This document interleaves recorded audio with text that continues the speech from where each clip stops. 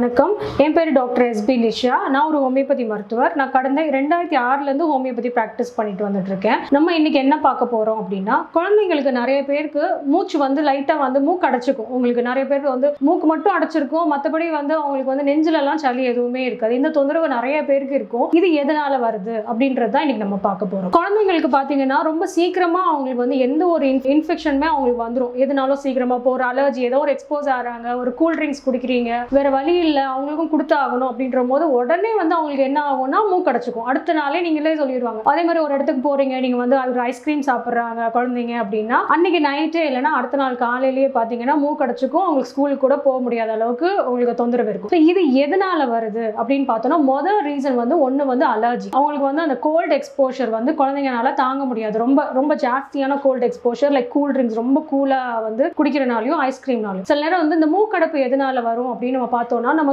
கரெக்டாக அந்த மூக்குக்கு பின்னாடி ஒரு டான்சில்ஸ் இருக்கு. அதுக்கு பேர் வந்து அடினாய்ட். இந்த அடினாய்ட்ஸ் வந்து லைட்டா வந்து ஸ்வெல் ஆகும். இது வந்து கரெக்டாக மூக்குக்கு பின்னாடி இருக்கனால நிறைய பேருக்கு வந்து இந்த இது ஸ்வெல் ஆகும் போது, இந்த அடினாய்ட்ஸ்ன்றது வந்து கொஞ்சம் வந்து வீக்கம் ஆகும் போது ஆட்டோமேட்டிக்கா இந்த மூக்கடைப்பு வந்துடும். இது எந்த இடத்துல இருக்குன்னா, நம்ம உள்நாக்குக்கு கரெக்டா பின்னாடி இருக்கு. ஸோ நம்ம வாய் வழியா பார்த்தோம்னா இது சில நேரம் வந்து ரொம்ப வீங்கி இருந்தாதான் இது வந்து நமக்கு தெரியும். மற்றபடி வந்து மூக்கடைப்பு வச்சுதான் இதை நம்ம கண்டுபிடிக்க முடியும். இந்த குழந்தைங்களுக்கு வந்து நம்ம பார்த்தோம்னா இந்த வீக்கமும் இருக்கும். இந்த சைட்ஸ்ல உள்ள அந்த செப்டம்னு சொல்லுவோம், நடு மூக்குல வந்து அந்த மூக்கு தண்டுன்னு சொல்லுவோம். அந்த சைட்ஸ்ல இது எல்லாமே வந்து நார்மலா இருக்கிறதோட இது வந்து கொஞ்சம் பெருசா இருக்கும். அவங்களுக்கு வந்து கொஞ்சம் பார்க்கறதுக்கு கொஞ்சம் செகப்பாகவும் இருக்கும். மூக்கு அடைச்சிக்கும், கம்ப்ளீட்டா அடைச்சிக்கும். அவங்களால வந்து சுவாசமே பண்ண முடியாது. தூங்கும் போது கூட என்ன பண்ணுவாங்கன்னா வாய் வழியா தான் வந்து உங்களுக்கு வந்து மூச்சு விட்டுட்டு இருப்பாங்க. அதே மாதிரி தூங்கும் போது நிறைய வந்து வயிறு தான் அவங்களுக்கு வந்து யூஸ் ஆகும். அவங்களுக்கு ப்ரீத் பண்றதுக்கு மூக்கு வழியா எடுக்க முடியாது அப்படின்றனால வயிறு தான் உள்ள போயிட்டு வரும் அவங்களுக்கு. இந்த மாதிரி இருக்க குழந்தைங்களுக்கு நம்ம என்ன பண்ணணும் அப்படின்னு பார்த்தோம்னா, ஃபர்ஸ்ட் வந்து இப்போ நம்ம மருந்து அடுத்த பாட்டா வச்சுக்கலாம். ஃபர்ஸ்ட் இனிஷியலா இப்போ நீங்க வந்து ஒரு ஐஸ்கிரீம் ஏதோ கொடுக்குறீங்க, உங்களுக்கு நல்லாவே தெரியும் அந்த குழந்தைங்களுக்கு ஒத்துக்காது அப்படின்னா, உடனே அந்த ஐஸ்கிரீம் சாப்பிட்ட உடனே நீங்க என்ன பண்ணணும், ஒன்று சுடுதண்ணி வந்து கொடுத்துடணும். ஸோ தட் அந்த ஐஸ்கிரீம் வந்து தொண்டையில போய் ஒட்டிக்காது. சுடுதண்ணி கொடுத்தீங்கன்னா ஆட்டோமேட்டிக்கா உங்களுக்கு அடுத்த நாள் வந்து வர்றதை வந்து ஒரு 50% நம்ம கம்மி பண்ண முடியும். இப்போ உங்களுக்கு சுடுதண்ணி இல்லை அப்படின்னாலும் ஆர்டினரியா பிளெயின் வாட்டரை உங்க கையில இருக்க நல்ல தண்ணியை நிறைய குடிக்க கொடுங்க அந்த குழந்தைங்களுக்கு. அது குடிக்க என்ன ஆகும்னா, தொண்டையில அந்த தொட்டிட்டு இருக்க எதர் அந்த கூல் ட்ரிங்க்ஸ் ஆகட்டும், அந்த ஐஸ்கிரீம் ஆகட்டும் உங்களுக்கு உள்ள போயிடுறனால உங்களுக்கு வந்து சைனஸ் வந்து உங்களுக்கு அந்த அடினாய்ட்ஸ் வந்து டெவலப் ஆகிறதுக்கு உங்களுக்கு வாய்ப்புகள் வந்து நமக்கு கம்மி.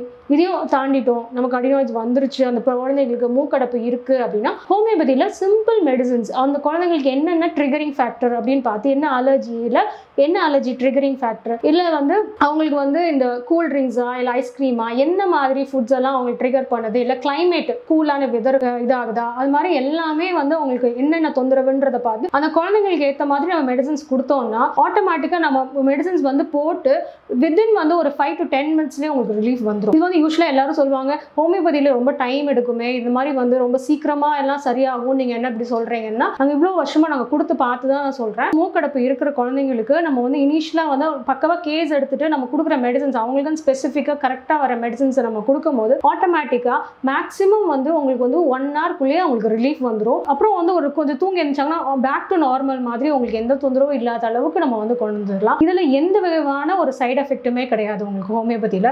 ஸோ தாராளமாக நம்ம வந்து சின்ன குழந்தைங்களுக்கு நம்ம தாராளமாக வந்து கொடுக்கலாம்.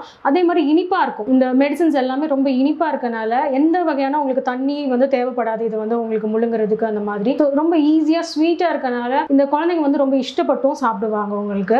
ஸோ அதே மாதிரி சைடு எஃபெக்ட் கிடையாது நான் சொல்லிட்டேன். அது மாதிரி நேச்சுரல் ரெமெடி, இது வந்து எல்லாமே முக்கால்வாசி வந்து உங்களுக்கு பிளான்ட்லேருந்து தான் எடுக்கிறோம் அந்த மெடிசன்ஸை. ஸோ தாவரத்துலேருந்து எடுக்கிறனால உங்களுக்கு சைடு எஃபெக்ட்டுமே கிடையாது. ஸோ இது ரிலேட்டடாக உங்களுக்கு அடினாய்ட்ஸ் இந்த தொந்தரவு ரிலேட்டடாக உங்களுக்கு ஏதாவது உங்களுக்கு டவுட்ஸ் இருந்தது, இந்த மூக்கடைப்பு குழந்தைங்களுக்கு வர மூக்கடைப்பு பற்றி உங்களுக்கு எதுவும் டவுட்ஸ் இருந்ததுன்னா நீங்கள் தாராளமாக என்ன கேட்கலாம். ஸோ நான் எப்பவுமே உங்களுக்கு கமெண்ட்ஸ் ரீட் பண்ணி நான் உங்களுக்கு ரிப்ளை கொடுக்குறேன். நன்றி, வணக்கம்.